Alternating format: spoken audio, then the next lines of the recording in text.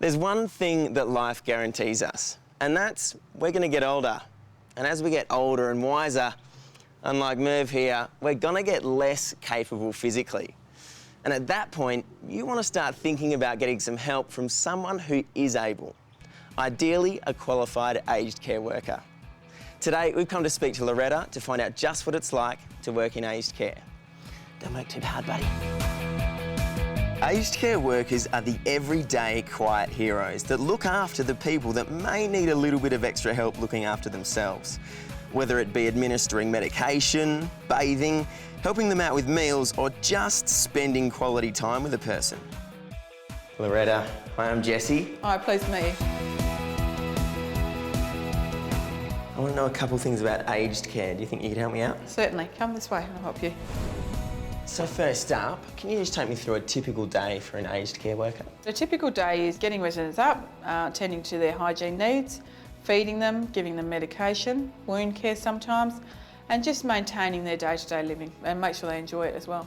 So it's kind of unpredictable. Very. What is the hardest part of the job?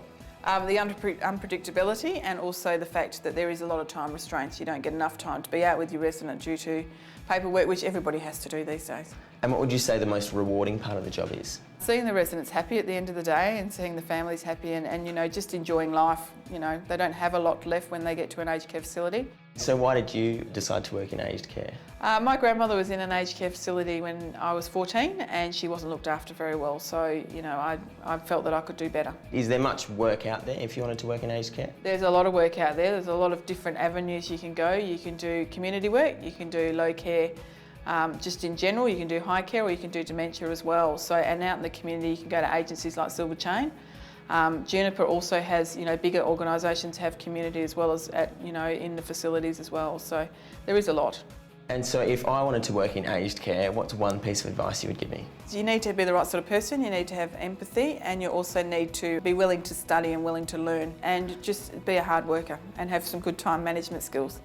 And from school to today, what steps does someone need to get to where you are? There's lots of schools and there's lots of places that you can go and do these things, but I did my Cert 3 in aged care, my Cert 4 in aged care.